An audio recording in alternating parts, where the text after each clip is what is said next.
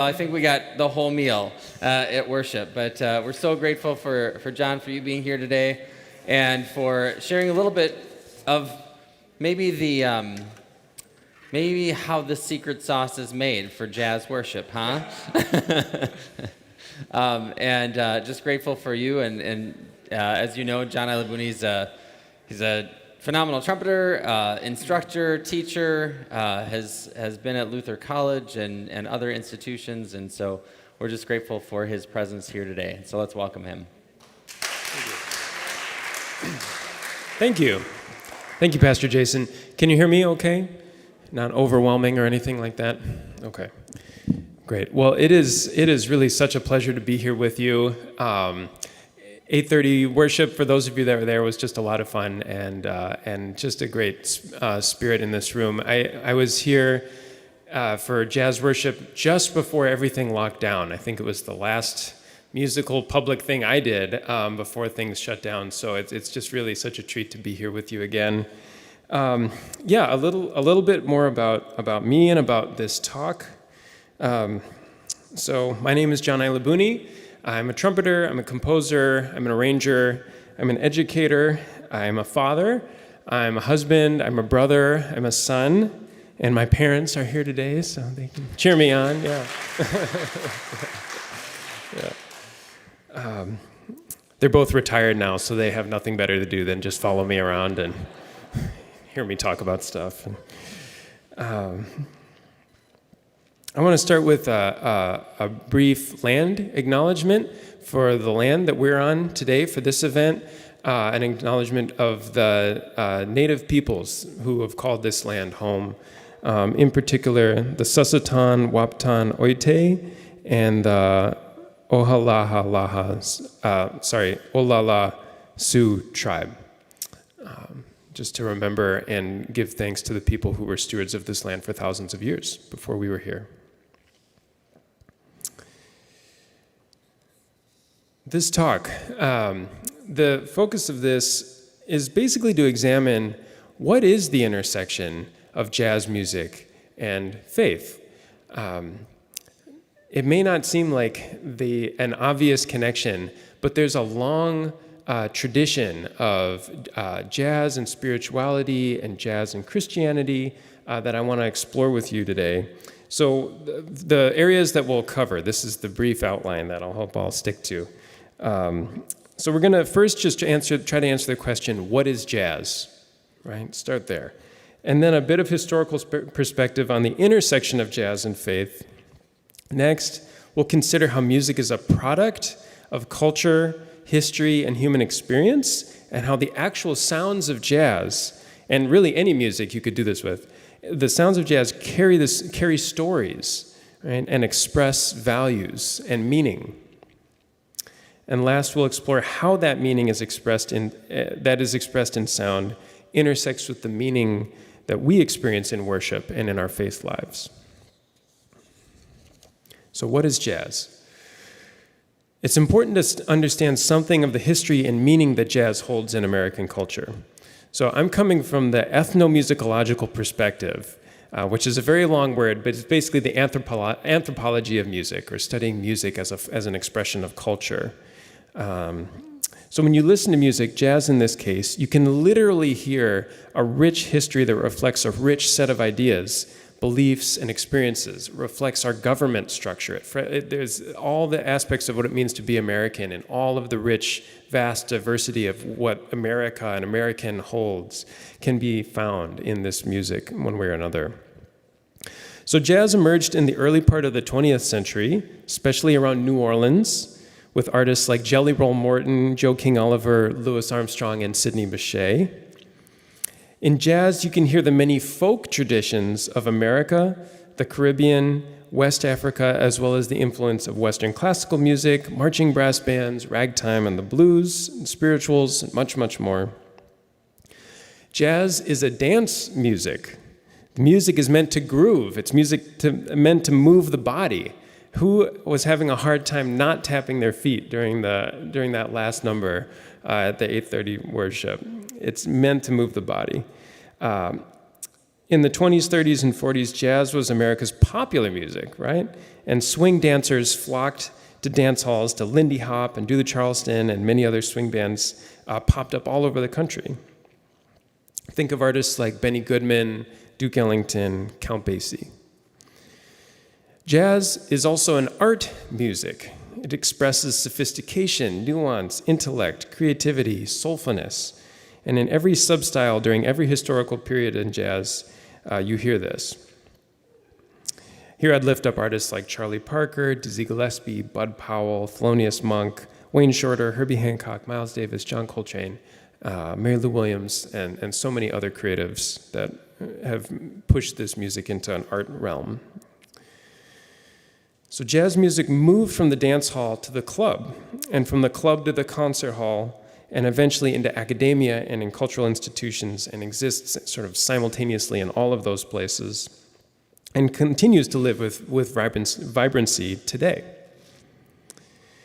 Musically, jazz relishes colorful harmony and rich interlocking layers of rhythm. Musically, it values innovation with harmony and rhythm. Jazz is an improviser's art. It's a music that emphasizes spontaneous composition and collaboration. In the moment, group and individual creation. Jazz emerges out of community. Musicians don't learn purely on their own. They're surrounded by mentors and peers and learn by doing. I think you can only practice on your own so far. You have to play with others. Jazz is a contemporary music. It's active and alive now.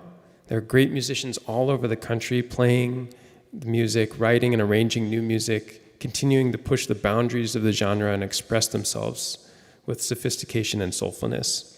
Jazz education, I'll also note, is in a golden era, I would say, where there's just so many great musicians that are dedicating themselves to teaching.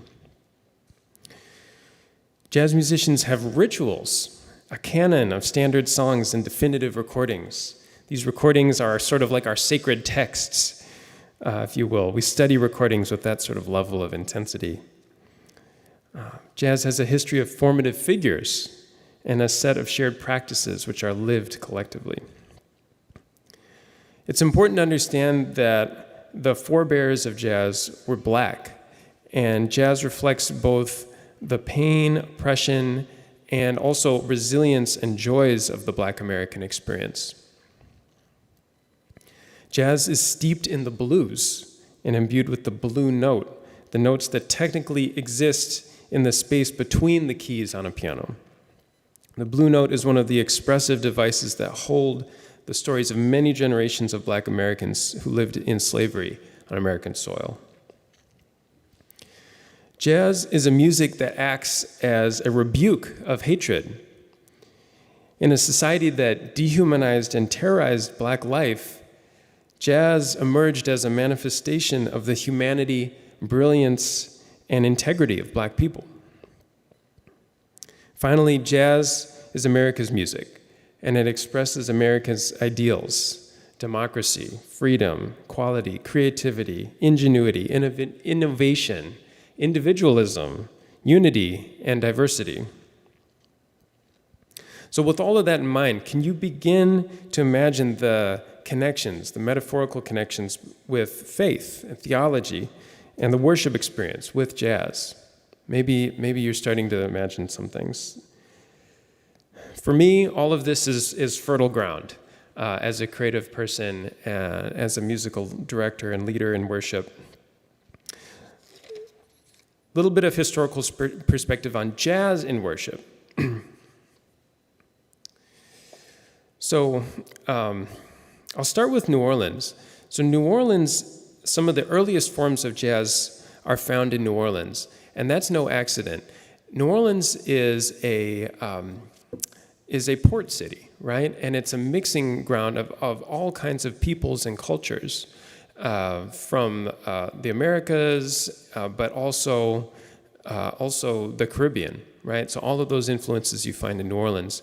New Orleans is also really important in the history of America pre-Civil War, because in New Orleans you find a place called Congo Square, And Congo Square was a site in New Orleans where on every Sunday, enslaved peoples were allowed to gather and express themselves freely through music and dance, masking, drumming, and all of these cultural expressions. You have to imagine the hundreds of years of slavery. Those practices were completely inhibited, right? Like were shut down, right, by the enslavers. And so Congo Square is really the only place in American history where those practices were continued in some way or another. And so this is a place of community gathering, of spiritual healing. I was just reading some really interesting research that suggests there's a really strong connection between the spiritual healing that happened in that site with dealing with the oppression and violence of slavery, and also blending all of that with music making. And then you see a line from there to the second line tradition. So second line is a form of New Orleans street music that we used for, he's got the whole world in his hands, and also to a degree also in Guide My Feet. So both of those hymns were set in that second line tradition, which uses the rhythms that are sort of passed down from Congo Square. So here is where we begin to see this, what I've heard called Pan-African spiritual internationalism, Pan-African spiritual internationalism in the music of New Orleans. And sometimes that second line is used in, as another example, the jazz funeral, right? When a jazz musician passes away, and then all the musicians come to the funeral. There's some incredible videos of this on YouTube. And just everybody with their trombones and trumpets and sousaphones and playing Just a Closer Walk with Thee, and then carrying the casket, sometimes dancing with the casket to the cemetery where the casket is buried. And then on the way from the cemetery, then we do When the Saints Go Marching In, and it's a party and it's a celebration of life. Moving on from New Orleans, many jazz musicians grew up immersed in the musical and homiletic traditions of the Black church. Right? Those influences come through clearly in the secular music of such musicians as Miles Davis, John Coltrane, Duke Ellington, and Thelonious Monk, Horace Silver, so many others. And there are a few notable jazz artists who made explicitly sacred works. So Duke Ellington is one with his 3 sacred concerts in 1965, 68, and 73. Mary Lou Williams composed 3 jazz mass settings. John Coltrane's most famous album is his 1965 album, A Love Supreme talking about God. God is a love supreme. It's a 4-movement work, a 4-movement prayer to God. And then Albert Ayler's, another tenor saxophonist, his album, Spiritual Unity, also 1965, a free jazz album, also exploring the intersection of jazz and spirituality. Okay, so how does all of this work in and intersect in a worship setting, right? Okay, so maybe you're with me that jazz music has deep spiritual roots and is bearing the markers of spirituality and also religious practice in Christian traditions. Let's talk more specifically about how the sounds of the music can intersect for us in a life of faith and worship here. So improvisation. Improvisation is maybe the most important, most critical, defining aspect of what makes jazz music jazz. So improvisation. Improvisation is on the spot, in the moment composition, right? It's a personal expression. And in jazz, it's most often done in the group setting, right? With others who are also improvising their parts. It takes courage to improvise. Yet, we all improvise all the time, in one form or another. When we speak, we just speak. We don't read from a script. We converse with one another in an improvisatory manner. We listen, we tell jokes, we offer challenges, we have discussions, all of that is done in an improvisatory way. All of that is possible because both in conversation and in musical improvisation, when you have a shared language, right? And a shared commitment to dialogue. Not everybody just talking over everyone else all the time. There's listening involved and making room for voices to be heard. I think this is a beautiful metaphor for the work of individuals in a faith community. We do our personal work, right? We take care of what we need to do to learn the language and to talk and listen. We take on a role. The role of a bass player is different than the role of a trumpet player. And we're responsible for that. We support the community, we support the band through our work, and express our whole selves as we do it. Thinking about improvisation in light of the verse from Revelation, I am making all things new, that really resonates with me. If this doesn't describe the work of jazz musicians, I don't know what does. Jazz musicians are always recreating and never satisfied with what has been, but always finding new ways. That's been part of my story with jazz and worship, is songs, hymns, liturgy that have been a huge part of my upbringing and are like the things that are within me, finding ways of creating newness with them, using them as vehicles for creativity. Last thing I'll say about improvisation is when we bring improvisation into worship, you make room for the Holy Spirit to enter in.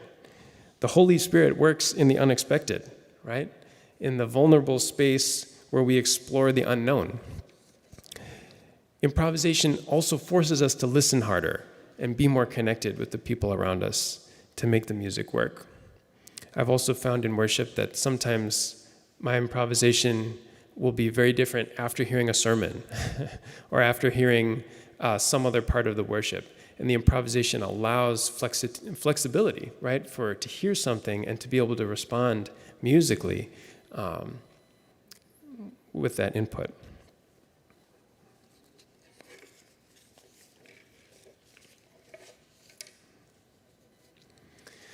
Okay, another point about jazz and a connection with the life of faith and in worship here.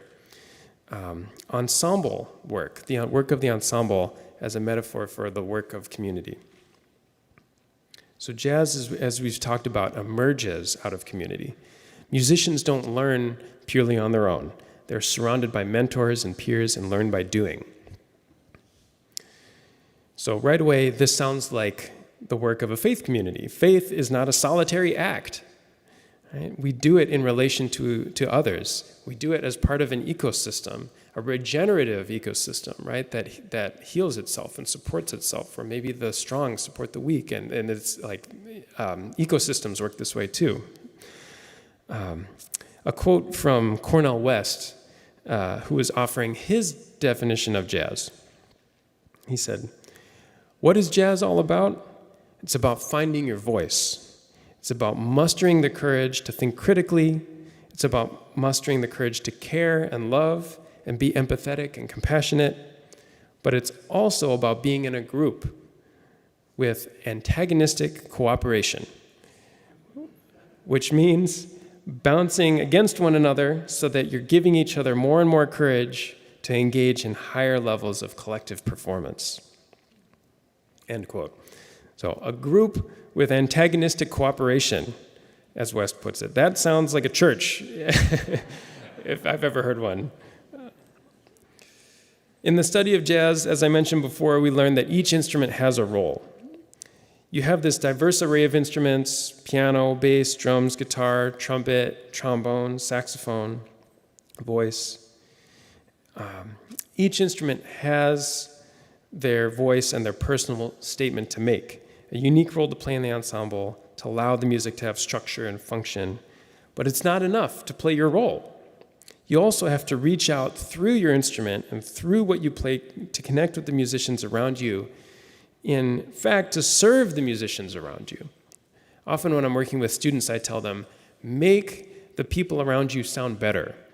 Like if everybody in the band is trying to make each other sound better, then the band sounds good.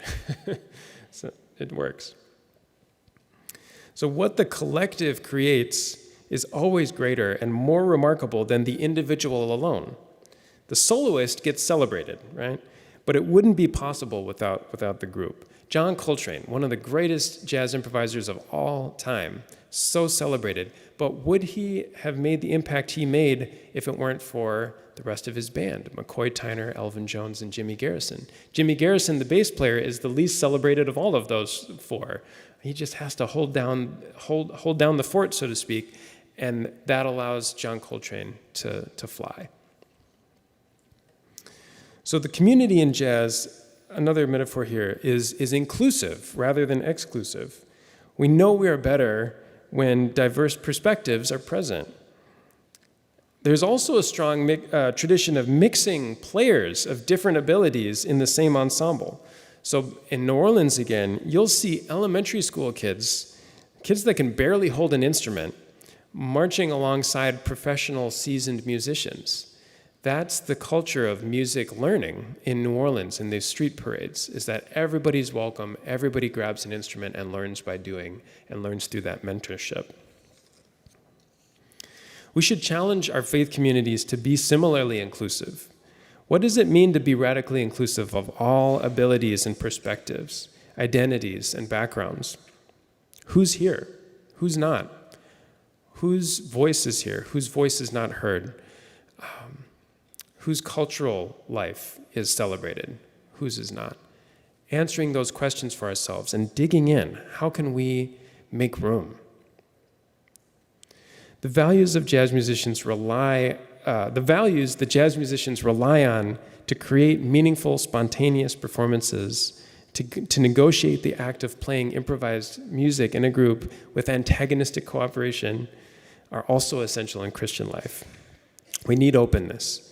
We need listening, responsibility, vulnerability, humility, bravery, commitment, mutuality, and innovation.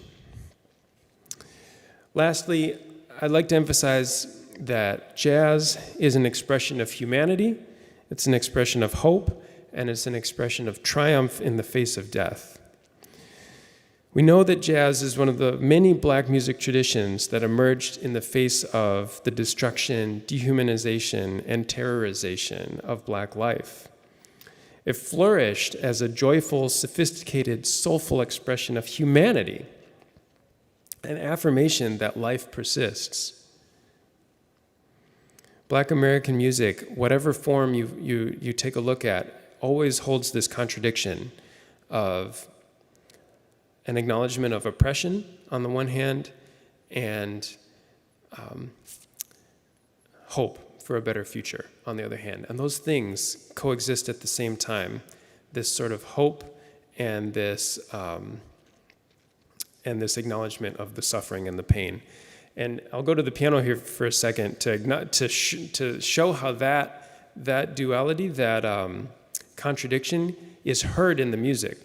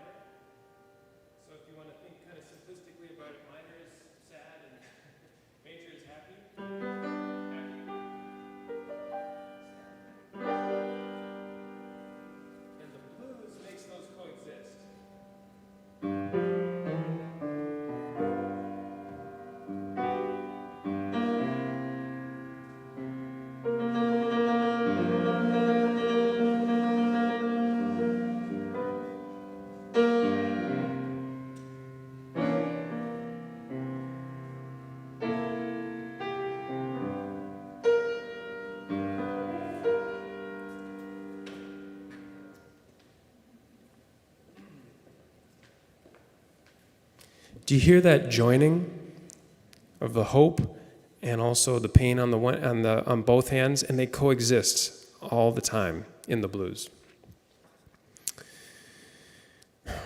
It's important to emphasize this history this history of Black Americans, especially for the church, right? Because it has been the church since the early days of America that has been complicit and a willing accomplice in the subjugation of Black lives, right? The Bible was used as a justification for slavery. That's what we need to be talking about in our Christian settings. What does that mean? In the ELCA, which is a 97% white church body, and where our congregations are predominantly white, we need to engage with the stories of those who aren't white. Jazz music presents an opening for a largely white church to encounter something of the richness and depth of human expression that emerges out of the Black American experience. Music is a bridge, right? It builds compassion. It helps us to consider what it means to be the church in a diverse society. It helps us to have an entry point into those difficult conversations about white supremacy and what does it mean to be uprooting white supremacy from ourselves, from our institutions, from our workplaces. I'll share a quick story. There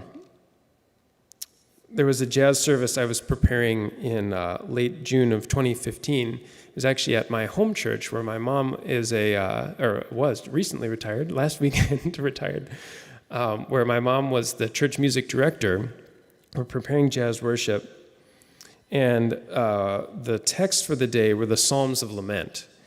And so we thought, okay, Psalms of Lament, that's a perfect chance for us to talk about the blues, right? And to make a pairing between the blues and the Psalms of Lament. This is going to work great. We planned the whole service, made our selections, started the rehearsal process.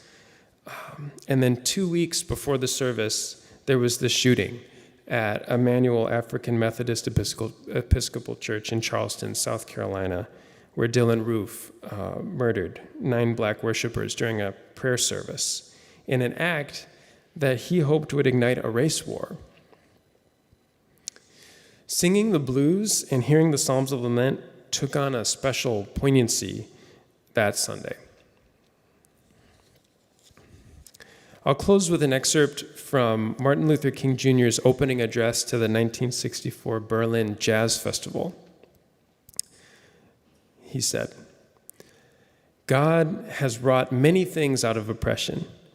He has endowed his creatures with the capacity to create, and from this capacity has flowed the sweet songs of sorrow and joy that have allowed man to cope with his environment in many different situations." Jazz speaks for life. The blues tell the story of life's difficulties, and if you think for a moment, you will realize that they take the hardest realities of life and put them into music, and only to come out with some new hope or sense of triumph. This is triumphant music. When life itself offers no order and meaning, the musician creates an order and meaning from the sounds of the earth, which flow through their instrument. Much of the power of our freedom movement in the United States has come from this music. It has strengthened us with its sweet rhythms when courage began to fail. It has calmed us with its rich harmonies when spirits were down. And now, jazz is exported to the world. For in the particular struggle of the Negro in America, there is something akin to the universal struggle of modern man. Everybody has the blues. Everybody longs for meaning.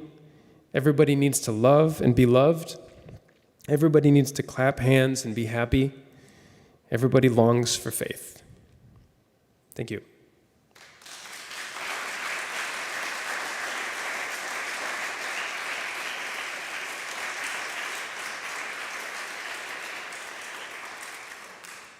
Thank you. We have 10 minutes or so for questions. Anybody that wants to stay, I'm happy to answer questions about anything I shared here or anything that you heard in worship or things, if you haven't been with us in worship yet, things you're curious about with this idea of jazz and faith and worship. So stick around and I'm happy to answer questions. I'm also an educator, so I'm used to seeing like a nothing from a group. So I can give prompts. I came prepared with prompts. We can do a writing exercise. Okay.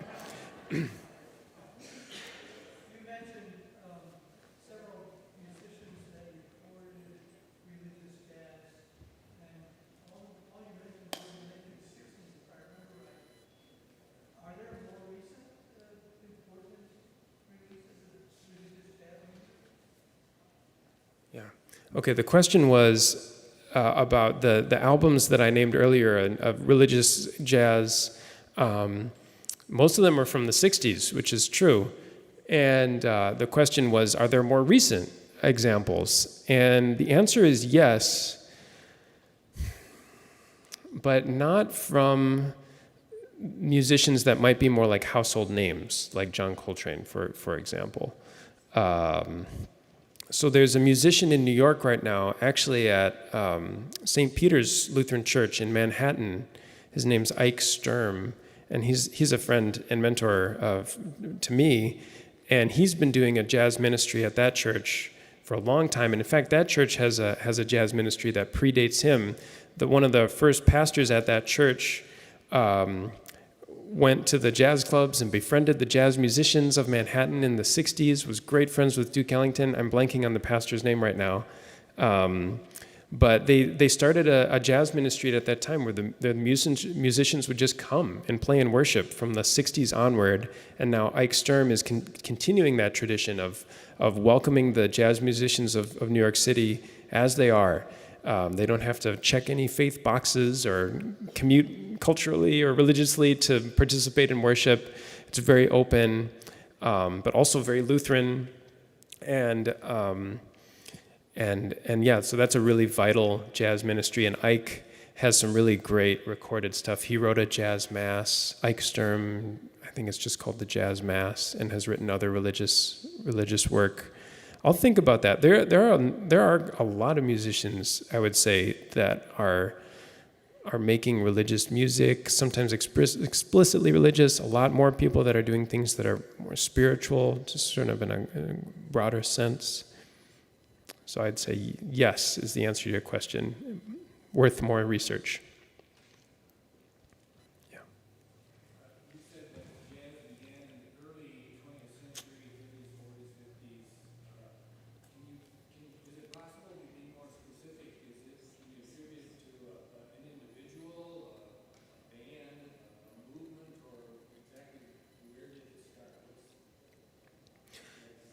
Yeah, great question. The question was, can you describe the earliest origins and what is the earliest origin story of jazz? So jazz music predates recordings a little bit. So we start to get recordings of jazz as early as 1917, I think. But jazz is older than that. So jazz is a music that started in the late 1800s, like 1890s, and mostly around New Orleans again. So New Orleans is really the fertile ground for what we now know of jazz. Buddy Bolden is a trumpet player that has never been recorded but was credited as being an influential force on somebody later, like Louis Armstrong. Same with Freddie Keppard. Freddie Keppard, another trumpet player, who was really seen as an innovator in New Orleans in that 1890s, early 1900s. And he had an opportunity to record later, but refused because he didn't want people to copy his style. It was personal, and he didn't want to give it away on a recording. And then Louis Armstrong is often credited as being sort of the father of jazz, because those early roots that you might have heard in earlier musicians, like his mentor, Joe King Oliver, they just went to the next level with Louis Armstrong. His virtuosity on the trumpet, his ability as an improviser was so much further ahead than just about anybody else at the time. His swing feel, when you listen to Louis Armstrong versus some of the other players in the 1920s, much more loose and sophisticated swing feel. That's the rhythmic kind of approach. So Louis Armstrong. Miles Davis summed up the history of jazz in 4 words, saying the history of jazz is this: Louis Armstrong, Charlie Parker. So there you go.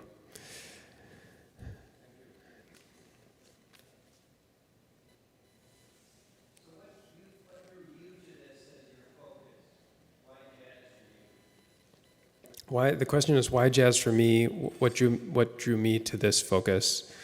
Well, I don't know how much time we have to go back in time, but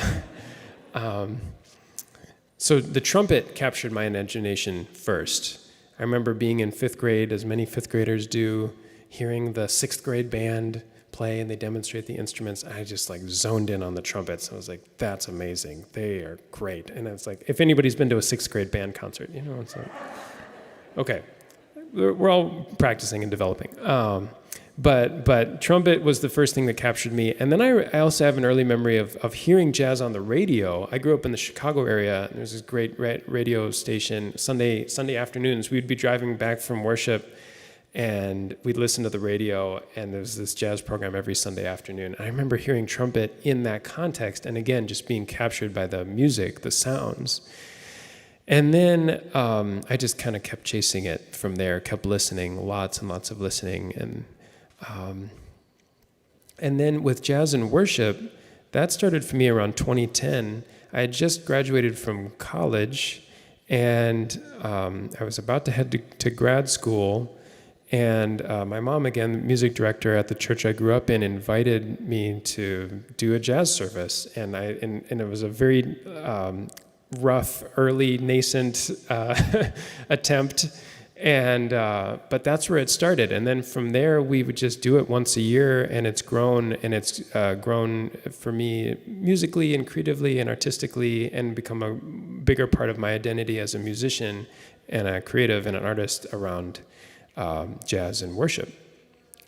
Although I like to do lots of other forms of performance, but this is one that feels especially meaningful to me because of I feel that it ties together, it integrates all of the aspects of myself that I care most about, musically, but also spiritually, aspects of tackling white supremacy in a community that I feel like the church is a place where we can actually do that and make that a sustainable process. It's tough, right? If anybody's been a part of those initiatives in institutions you've been at, it can be tough. And I feel like the church is the place where we can have the community and the larger perspective and the faith perspective that allows us to continue that work in a sustainable way. So anyways, I feel like jazz and worship is where I get to do all of that at once. So it's meaningful for me, and it's something that I care deeply about sharing with others. And I'm super grateful to Zumbro and to Christy and to Pastor Vern and Pastor Jason for inviting me and for working with me and just making this such a hospitable place for this ministry. So thanks to all those people, and thanks to all of you for coming and listening and being curious. Very grateful.